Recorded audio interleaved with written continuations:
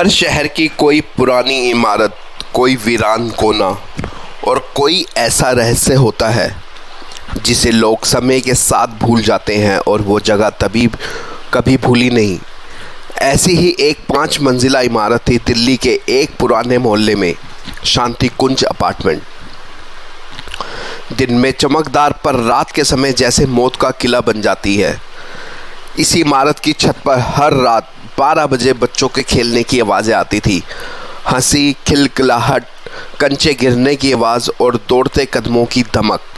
पर असली डर तब शुरू हुआ जब वहाँ रहने वाले लोगों ने देखा कि वहाँ कोई भी बच्चा रहता नहीं और ना वहाँ कोई बच्चा दिखता है।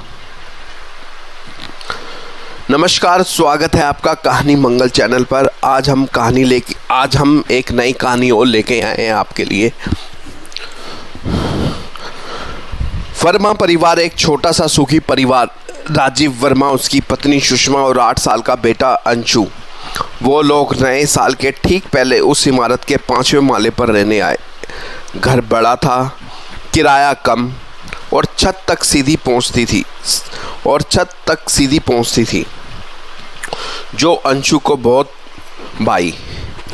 राजीव ने उस फ्लैट का सौदा बड़ी खुशी से किया, लेकिन जब उन्होंने पहली रात बिताई तो रात के ठीक 12 बजे अंशु नींद में उठ गया। उसकी आंखें खुली और लेकिन चेहरा भाव शून्य।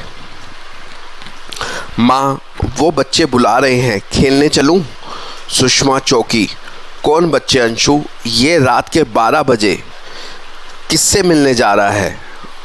अंशु ने बस मुस्कुराकर कहा, वो छत पर है, हर रात वहीं होते हैं। अगली रात राजीव ने तय किया कि वो अंशु के साथ छत तक जाएगा। हाथ में टॉर्च लेकर वो अंशु के पीछे गया। छत पर जाते ही उन्होंने देखा 4 छोटे बच्चे कंचे खेल रहे थे। एक कोने में एक बच्ची रस्सी कूद रही थी और 2 बच्चे एक दूसरे को पकड़ने की कोशिश कर रहे थे। पर जैसे ही राजीव ने टॉर्च की रोशनी उनकी ओर डाली, वे सब गायब हो गए। अंशु बस मुस्कुरा रहा था। पापा, वो आपको पसंद नहीं करते। अगले दिन राजीव और सुषमा ने पड़ोस की बुजुर्ग महिला शामवती अम्मा से बात की। उनका चेहरा सुनते ही स्वाहा हो गया। इन बच्चों की रूह तो यहाँ 20 साल से भटक रही है। वो 2004 की गर्मियों की बात थी। इमारत की छत पर खेलने गए 6 बच्चे खेलते खेलते छत के कोने में बनी पानी की टंकी में जा घुसे। दरवाज़ा बंद हो गया और 3 दिन तक किसी को पता नहीं चला। जब बदबू फैली तब जाकर टंकी खोली गई। बच्चे घुट घुट कर मर चुके थे। इमारत को सील कर दिया गया, पर फिर लोगों ने आकर दोबारा रहना शुरू कर दिया। लेकिन हर साल जिस दिन वो हादसा हुआ था और हर रात 12 बजे बच्चों की रूह लौट आती है। अब अंशु हर रात छत पर जाने लगा। भले ही दरवाज़ा बंद कर दो, वो अगले पल गायब होता और छत पर दिखता। एक दिन सुबह 4 बजे राजीव ने अंशु को छत के कोने में बैठा देखा। उसके चेहरे पर खून की लकीरें थी और वो धीरे धीरे खुद से फुसफुसा रहा था, अब मैं वहीं रहूँगा, नीचे नहीं जाऊँगा। सुषमा की चीख निकल गई। परिवार ने एक तांत्रिक बब्बन बाबा को बुलाया। बाबा ने आते ही दरवाजे पर काला धागा, नींबू और सिंदूर रखा और बोला, इन बच्चों को खेलने दो, रोको मत, लेकिन तुम्हारा बेटा अब उनका हिस्सा बन चुका है। अगर उसे वापस पाना है तो किसी और बच्चे को उनकी जगह भेजना होगा। राजीव और सुषमा हक्के बक्के रह गए। क्या मतलब, किसी और बच्चे की बलि? बाबा ने कहा, इन रूह को खेलने के लिए एक साथी चाहिए, वरना वो अंशु को हमेशा के लिए ले जाएंगी। राजीव को एक रात अंशु की हंसी सुनाई दी, पर वो अकेला नहीं था। सारे बच्चे छत पर नाच रहे थे और अंशु बीच में रस्सी कूद रहा था। राजीव ने चुपके से छत का दरवाज़ा बंद कर दिया और ताले में एक कागज़ रख दिया। माफ़ करना बेटे।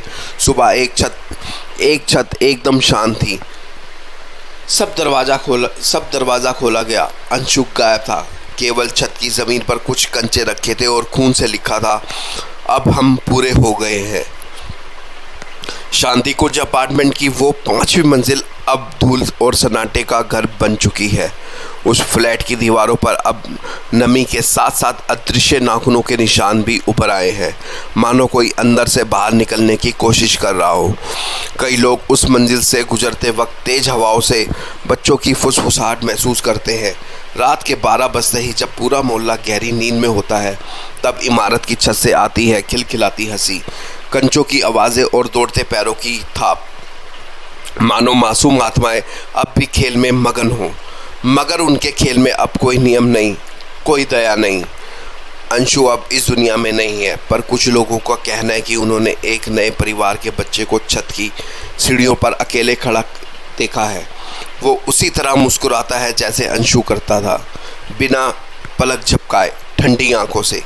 राजीव और सुषमा अब कहीं नहीं दिखते।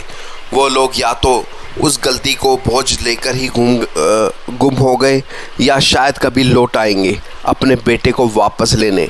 पर वो भूल गए कि जो एक बार उनके खेल में शामिल हो जाए वो फिर कभी वापस नहीं आता। अगर आप भी किसी पुरानी इमारत की छत पर जाएं और अचानक बच्चों की खिलखिलाहट सुनाई दे, तो पलटकर मत देखिएगा, क्योंकि हो सकता है वो खेल में आपको शामिल करना चाहते हों। और अगर आपने उन्हें मना किया तो अगली बार आप भी छत पर कंचे खेलते मिलेंगे, बस एक रूह बनकर। क्या आप तैयार हैं अगली कहानी के लिए, या आप उस छत की सीढ़ियों पर चढ़ना चाहेंगे? शांतिकुंज अपार्टमेंट अब वीरान हो चुका है। 5वां माला खाली पड़ा है और छत को लोहे की चादर से बंद कर दिया गया है। पर रात 12 बजे अगर कोई कान लगाकर ध्यान से सुने तो बच्चों की हंसी, कंचों की टप टप और एक बच्चे की आवाज़ आती है, एक और चाहिए हमें, एक और।